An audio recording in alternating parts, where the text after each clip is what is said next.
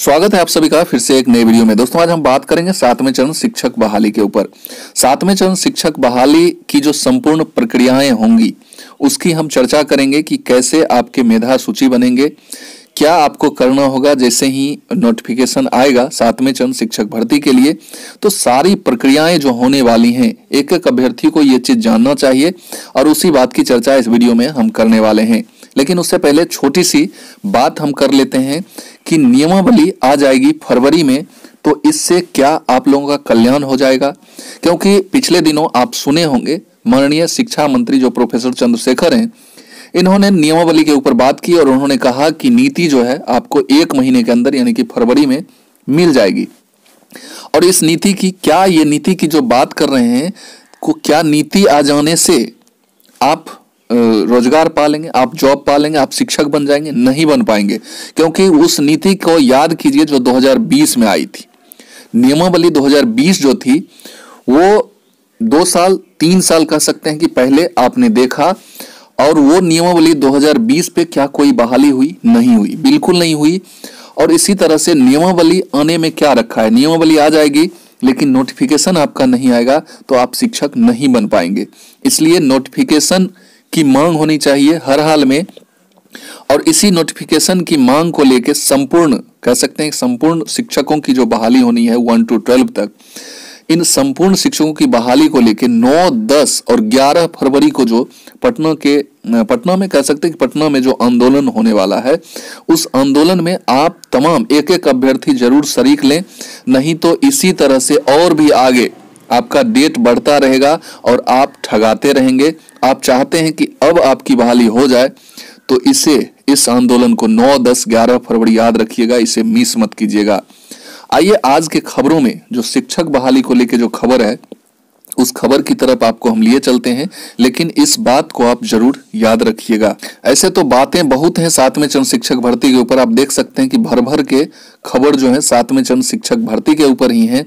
लेकिन इसमें आप अगर देखिएगा तो इनके ट्विटर हैंडल से भी जो माननीय शिक्षा मंत्री हैं, जल्द 7वां चरण की नियुक्ति होने जा रही है और वर्ष 2023 नियुक्ति का वर्ष होने वाला है। कोई भी अभ्यर्थी घबराए नहीं, महीना भर के अंदर नियोजन नियमावली आपके बीच आ जाएगा। महीना भर के अंदर यानी कि फरवरी में ये नियोजन नियमावली आने की बात कर रहे हैं, लेकिन नोटिफिकेशन विज्ञप्ति की बात ये नहीं कर रहे हैं। लेकिन अंदाज लगाया जा रहा है कि नियोजन नियमावली जब आपकी आ जाएगी तो उसके 10, 15, 20 दिन के अंदर आपका नोटिफिकेशन भी आ जाएगा, यदि आप तमाम शिक्षक अभ्यर्थियों का सरकार पर प्रेशर रहा तो। और मेधा सूची की ये बात किए हैं कि योग्यता और शिक्षक पात्रता परीक्षा के आधार पर बनेगी आपकी मेरिट लिस्ट, और इसका नेतृत्व जो है सो जिला प्रशासन यानी कि जिला कोर कमेटी करेगी। और इसके लिए जो है सो नियोजन इकाई वगैरह जो पंचायत वगैरह थे इसको भंग कर दिया गया है।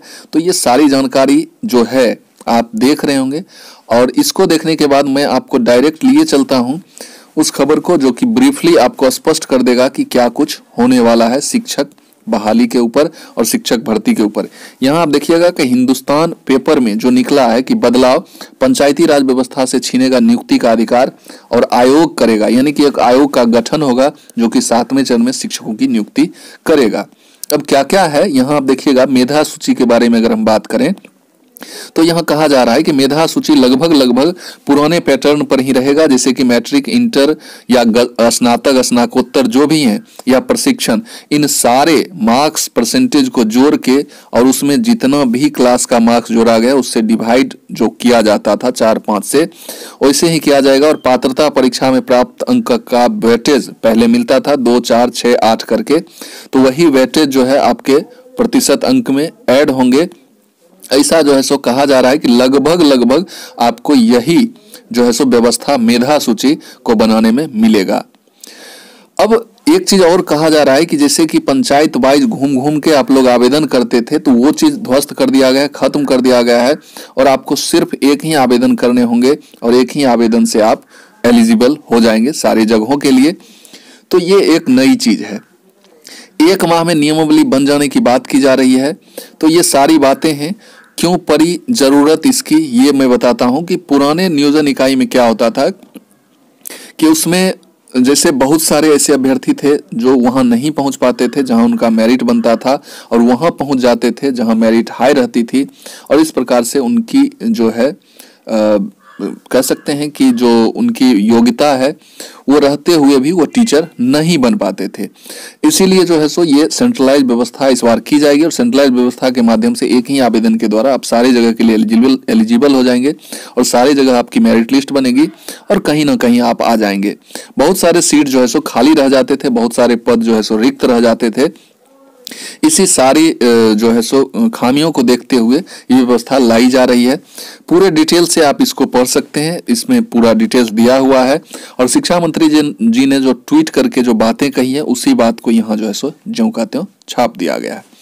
तो यहाँ पर जो है जो नोटिफिकेशन है विज्ञप्ति के लिए कहीं भी डेट की चर्चा नहीं की गई है और सिर्फ शिक्षा मंत्री जी के द्वारा भी यही कहा गया है कि आपको जो है नियमावली 1 महीने के अंदर यानी कि फरवरी में देखने को मिल जाएगा। अब नियमावली आ जाने से क्या आप जॉब पा लेंगे, क्या आप टीचर बन जाएंगे? इसलिए आप तमाम शिक्षक अभ्यर्थियों की हमेशा जो मांग होनी चाहिए वो होनी चाहिए नोटिफिकेशन की। आपको नोटिफिकेशन चाहिए, न कि नियमावली। और ये सारे डिटेल्स जो हैं शिक्षा मंत्री के बयान के अनुसार ही अखबार वाले कुछ चीज अपने मन से भी इंक्लूड करके छापते रहते हैं। तो अखबार में कितना क्या कुछ सच होता है ये आप तमाम शिक्षक अभ्यर्थियों को आज से नहीं 4 वर्षों से पता है। और ये जो लगभग, अगर इनको सच्चाई पता ही रहती तो ये लगभग वगैरह नहीं लगाते, ये सीधे लिख देते कि पुराने व्यवस्था से ही मेधा सूची बनाई जाएगी। तो इसलिए घबराने की बात नहीं है। अभी भी किन्हीं को कंफर्म पता नहीं है कि 60-40 रहेगा या पुरानी जो व्यवस्था थी सीटेट का वेटेज जो मिलता था 2, 4, 6 करके वो मिलेगा। ये नियमावली आने के बाद ही पता चलेगा। तो हम जो आम आवाम जो लोग हैं या शिक्षक अभ्यर्थी हैं इन सारे लोगों को वेट करना चाहिए कि क्या कुछ होगा, ये नियमावली आने के बाद ही पता चलेगा।